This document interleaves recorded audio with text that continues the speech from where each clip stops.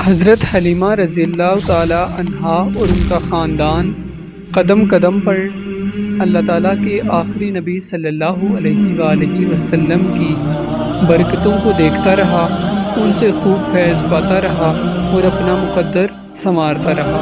دیکھتے ہی دیکھتے 2 سال مکمل ہو گئے۔ حضرت حلیمہ نے آپ کا دودھ چھڑا دیا اور معاہدے کے مطابق آپ کو آپ کی والدہ حضرت آمنہ رضی اللہ عنہا کے پاس لے گئیں۔ انہوں نے حسب توفیق حضرت حلیمہ کو انعام و اکرام سے نوازا۔ آپ کی برکتیں دیکھ کر حضرت حلیمہ کا دل مچلتا کہ آپ مزید ان کے پاس ان کے قبیلے میں رہیں۔ عجیب اتفاق کہ انہی ایام میں مکہ شریف میں ایک وبائی مرض پھیلا ہوا تھا۔ حضرت حلیمہ نے وبائی بیماری سے بچانے کے لیے حضرت آمنہ کو اس بات پر راضی کر لیا کہ وہ حضور کو مزید کچھ مدت کے لیے ان کے قبیلے بھیج دیں۔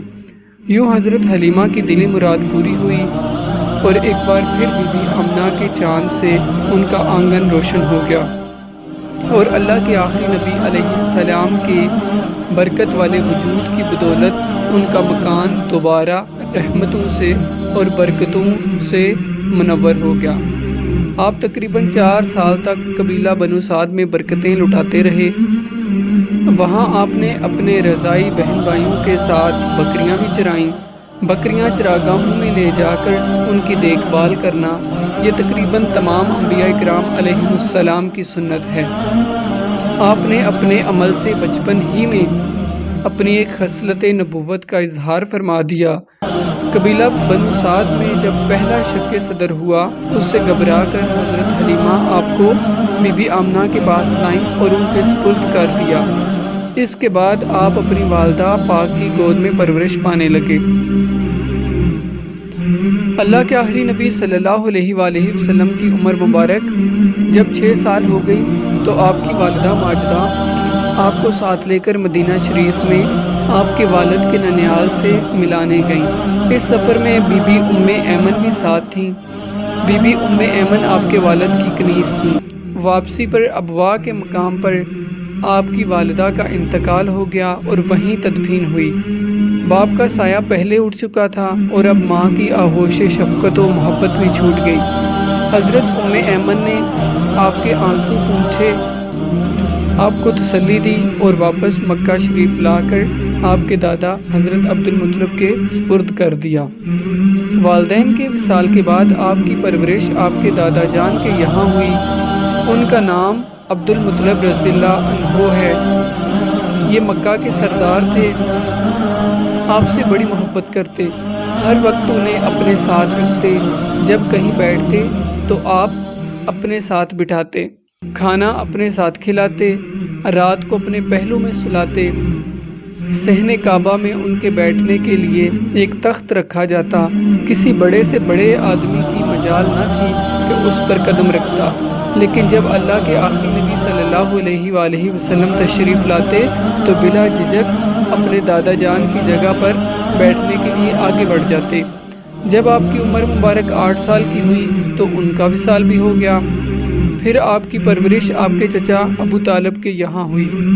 آپ کے مبارک بچپن کے متعلق حضرت ابو طالب کا کہنا تھا، میں نے کبھی بھی نہیں دیکھا کہ رسول اللہ صلی اللہ علیہ وآلہ وسلم کسی وقت بھی کوئی جھوٹ بولے ہوں یا کبھی کسی کو دھوکہ دیا ہو یا کبھی کسی کو کوئی تکلیف پہنچائی ہو یا بیہودہ بچوں کے پاس کھیلنے کے لیے گئے ہوں یا کبھی خلاف تہذیب بات کی ہو۔ ہمیشہ انتہائی خوش اخلاق، اچھی عادتوں والے، نرم گفتار، بلند کردار اور اعلیٰ درجے کے پارسا اور پرہیزگار تھے۔ آپ 8 سال کی عمر میں اپنے چچا ابو طالب کے گھر ان کی کفالت میں آئے تو یہاں بھی خیر و برکت کی بارشیں ہونے لگیں۔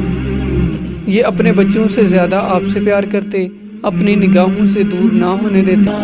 ابو طالب کا بیان ہے کہ جب بھی میرے بچے کھانا کھاتے تو پیٹ نہ بھرتا، لیکن جب سے حضور صلی اللہ علیہ وآلہ وسلم ان کے ساتھ کھانا تناول فرماتے تو سب بچوں کا پیٹ بھر جاتا تھا۔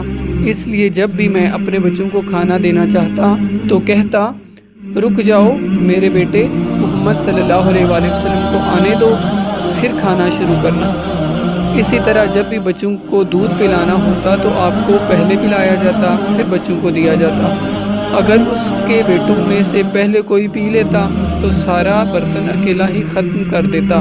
ابو طالب یہ دیکھ کر کہتے، اے محمد صلی اللہ علیہ وآلہ وسلم، تمہاری برکتوں کا کیا کہنا؟ جب آپ کی عمر مبارک 10 سال کی تھی تو آپ اپنے چچا زبیر کے ہمراہ یمن کی طرف سفر کے لیے نکلے۔ یہاں راستے میں ایک عجیب واقعہ ہوا کہ کسی وادی میں ایک اونٹ لوگوں کو گزرنے سے روک رہا تھا۔ جب اس اونٹ نے آپ کو دیکھا تو بیٹھ گیا اور اپنا سینہ زمین پر رگڑنے لگا، تو آپ اپنے اونٹ سے اتر کر اس پر سوار ہوئے اور جب وادی کے دوسری طرف پہنچے تو اس اونٹ کو چھوڑ دیا۔ جب سفر سے لوٹے تو دیکھا کہ وادی پانی سے بھری ہوئی ہے۔ آپ نے فرمایا، تم میرے پیچھے آ جاؤ۔ آپ اس وادی میں تشریف لے گئے اور سب قریش آپ کے پیچھے پیچھے چلنے لگے۔ اللہ پاک نے پانی خشک فرما دیا۔ جب لوگ مکہ واپس آئے تو سب کو یہ واقعہ سنایا، جسے سن کر انہوں نے کہا، اس بچے کی شان نرالی ہے۔ آپ کی عمر مبارک جب 12 برس ہوئی تو آپ نے اپنے چچا ابو طالب کے ساتھ شام کی طرف پہلا تجارتی سفر فرمایا۔ جب قافلہ شہر بصرہ پہنچا تو وہاں کے ایک راہب بحیرہ، جس کا اصل نام برجس تھا، اس سے آپ کی ملاقات ہوئی۔ اس نے آپ کو علامات نبوت سے پہچان لیا اور آپ کا ہاتھ پکڑ کر یہ اعلان کرنے لگا، یہ تمام جہاں کے سردار ہیں، یہ رب العالمین کے رسول ہیں، اللہ کریم انہیں رحمت للعالمین بنا کر بھیجے گا۔ پھر اس نے آپ اور اہل قافلہ کے لیے کھانے کی دعوت کا اہتمام کیا۔ اس دعوت میں اس نے مزید کچھ علامات نبوت دیکھیں۔ اس نے ابو طالب سے کہا، انہیں شام مت لے جاؤ، اگر اہل شام نے انہیں علامات نبوت سے پہچان لیا تو انہیں قتل کرنے کی کوئی کوشش کریں گے، لہذا آپ اسی مقام سے واپس تشریف لے آئے۔ اس راہب نے آپ کو سفر کے لیے کچھ سامان بھی دیا۔ اللہ کے آخری نبی صلی اللہ علیہ وآلہ وسلم تجارت کی غرض سے کئی سفروں پر تشریف لے گئے۔ 10 برس کی عمر میں اپنے چچا حضرت زبیر بن عبدالمطلب کے ساتھ یمن کا بھی تجارتی سفر فرمایا۔ آپ نے 2 تجارتی سفر حضرت حدیجہ رضی اللہ تعالیٰ عنہا کے لیے کیے، ان میں سے 2 سفر یمن کی جانب بھی تھے۔ چنانچہ روایت میں ہے، حضرت خدیجہ نے آپ کو جرش یمن میں ایک مقام کی طرف 2 بار تجارت کے لیے بھیجا اور ان میں سے ہر سفر ایک اونٹنی کے عوض تھا۔